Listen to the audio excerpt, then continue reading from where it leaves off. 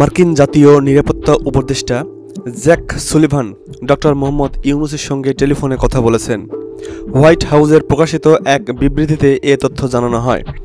Phone আলাপে Jack Sullivan বাংলাদেশের বর্তমান চ্যালেঞ্জ মোকাবেলায় মার্কিন সমর্থনের কথা পূর্ণ ব্যক্ত করেন এবং দেশের নেতৃত্ব প্রদানে ডক্টর ইউনূসকে ধন্যবাদ জানান। বিবৃতিতে উল্লেখ করা হয়, উভয় নেতা মানবাধিকার রক্ষা এবং ধর্ম বর্ণ নির্বিশেষে সকলের প্রতি সম্মান প্রদর্শনের অঙ্গীকার করেন।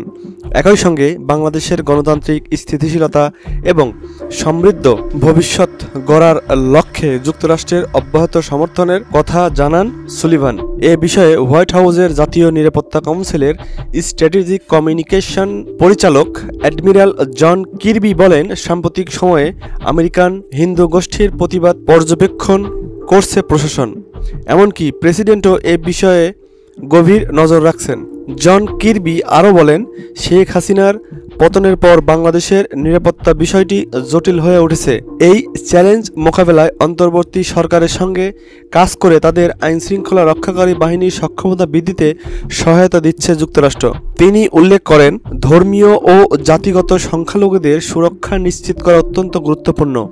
অন্তর্বর্তী সরকারও এই বিষয়ে প্রতিশ্রুতি দিয়েছে এবং যুক্তরাষ্ট্র তাদের দিক থেকে এ প্রক্রিয়ায় সহযোগিতা অব্যাহত রাখবে।